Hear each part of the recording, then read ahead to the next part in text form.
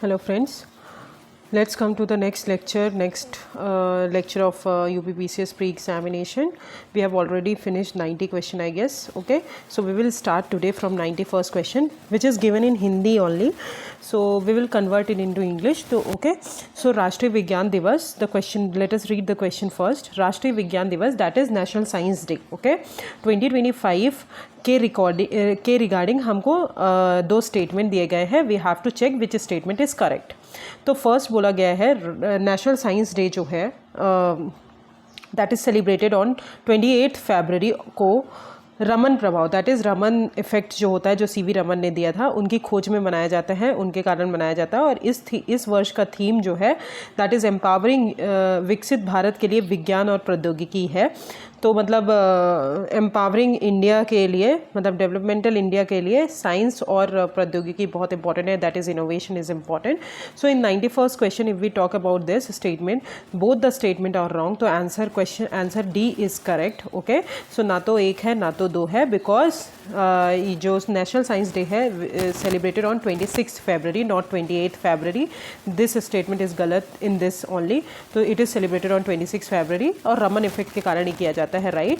और इस वर्ष का जो थीम है दैट इज़ टुडेज थीम, मतलब 2025 का जो थीम है empowering Indian youth for global leadership of science and innovation. This is the theme. Okay, so now let's come to the 92nd question, which is also given in Hindi. So राष्ट्रीय उच्च उपज बीज mission, we have already union budget का एक question किया था हमने 2025-26 का. उसमें हमने ऑलरेडी ये वाला क्वेश्चन, मतलब इसके बारे में हमने देखा था. तो देखिए, एक ही पेपर में दो बार क्वेश्चन वो रिपीट हो गया है. तो कभी कभार क्या होता है, जब आप पूरा पेपर नहीं पढ़ते तो आपको नहीं समझ आता है, तो पूरा पेपर पढ़ लेना चाहिए, मे बी कहीं से हिंट मिल जाए. तो अब इस क्वेश्चन में बोला है कि जो national high yield seed mission है उसमें कौन से स्टेटमेंट करेक्ट है.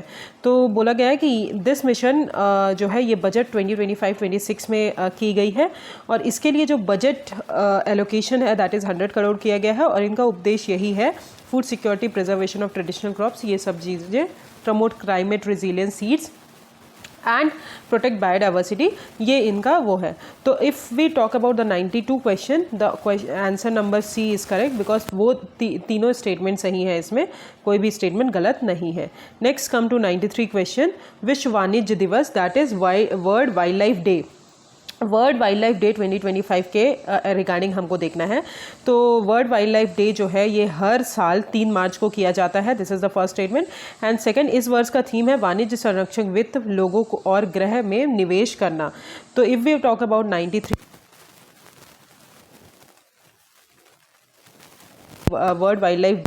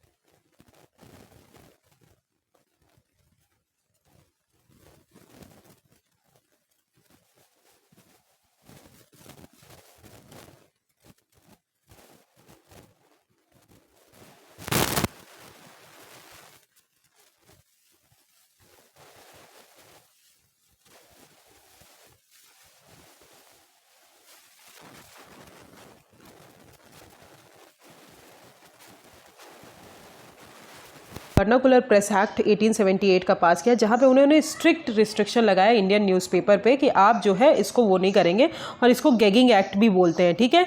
तो यस, लॉर्ड लिटन ने ही लगाया, it was enacted by lord Lytton और it too came to be known as gagging act, ठीक है।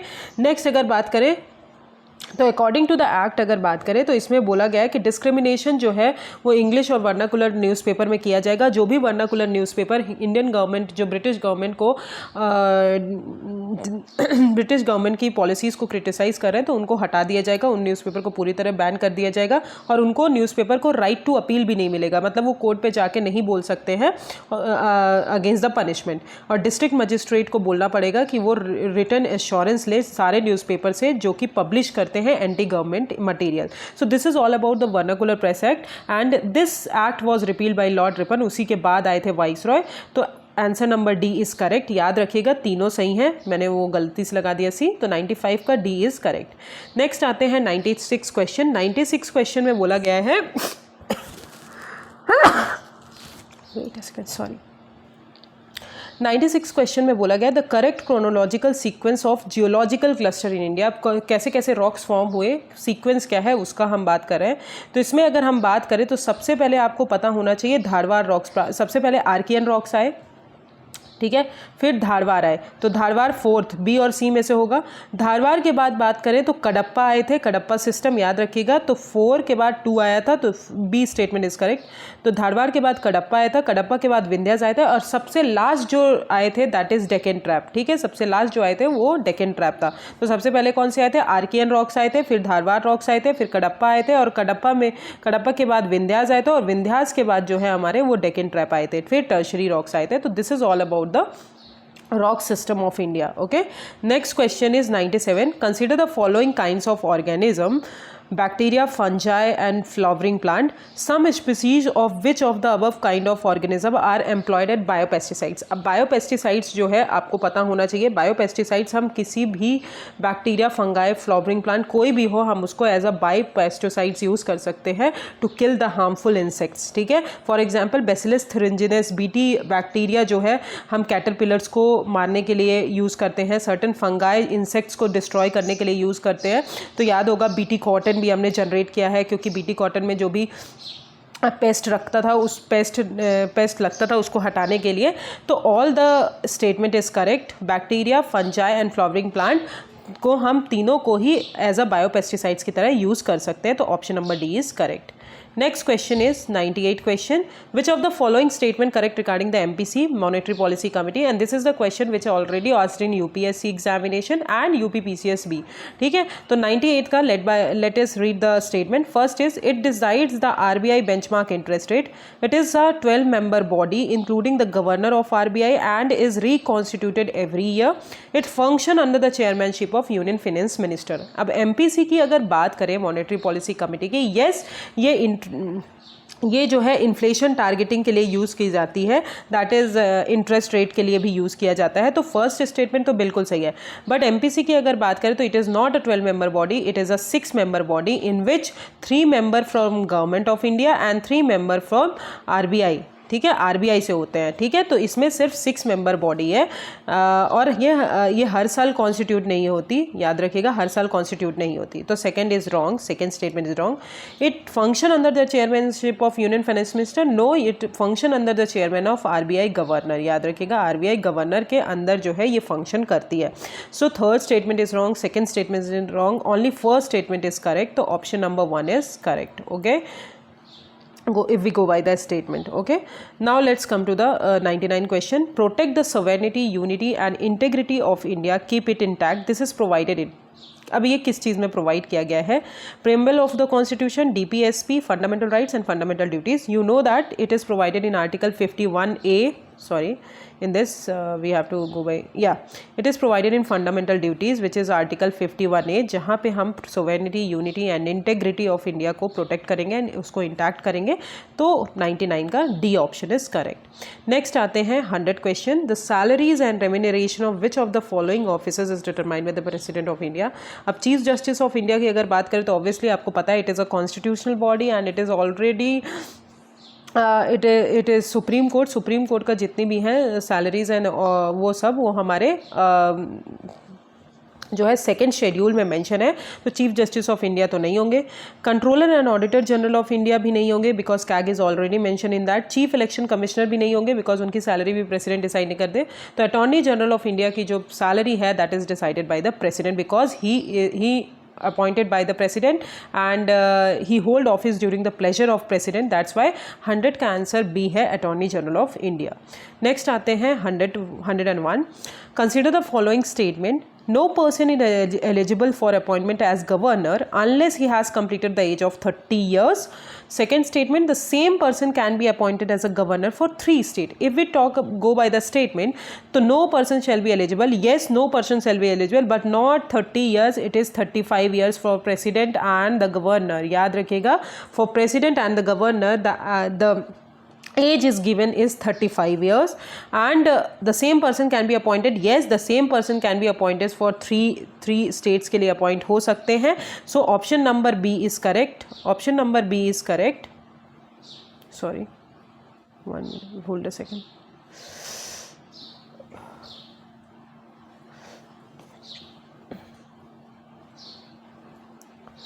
So option number B is correct. Okay, if we go by the statement, option number B is correct. So 101 का option number B is correct. Next आते हैं 102, match the list and identify the correct answer from the codes given below. अब इसमें बोला गया है कि कौन कौन से केस, कौन कौन से अमेंडमेंट को चैलेंज किए थे. तो सबसे पहला है इंदिरा गांधी अमेंडमेंट राजनारायण केस, फिर Minerva Mills case versus union of India, Kihoto Hollohan and P Sambamurthy amendment versus state of Andhra Pradesh. ठीक है, if we talk about the Indira Gandhi case, it is related to the 39th constitutional amendment. याद रखिएगा, it is related to the 39. Minerva Mills case आपको पता होना चाहिए, 42nd constitution amendment से related है. किहोतो होलोहन जो है दैट इज़ जुडिशियल रिव्यू के लिए अवेलेबल है, 52nd constitution amendment. And P Sambamurthy जो है वो 32nd constitution amendment. If we go by the statement, if we go by the options, A का थर्ड है, तो ए का third that is option number D is correct in this. Okay, next question comes to the 103 question. Arrange the following national park. What is happening in the phone? Wait a second. Yeah. Arrange the following national park of India from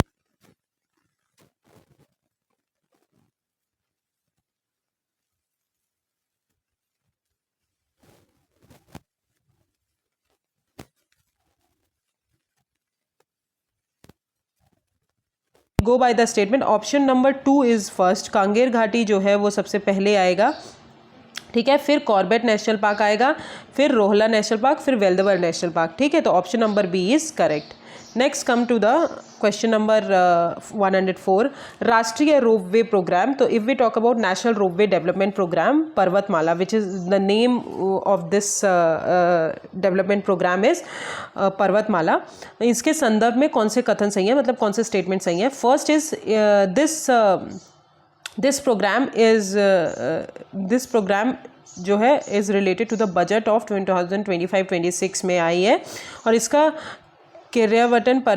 पर्यटन मतलब हाँ yes, तो ये जो है ये environment ministry के द्वारा किया जाएगा. तो if we go by the statement, option number D is correct. ना तो 1 ना तो 1, because it is in 2022-23 budget में किया गया है, और ये ministry of road transport and highway के अंदर आएगा, ना कि एनवायरमेंट मिनिस्ट्री के अंदर. Okay, so option number D is correct. Next question is अंतर्राष्ट्रीय महिला दिवस 2025, that is national women day, international women's day 2025 का थीम क्या है.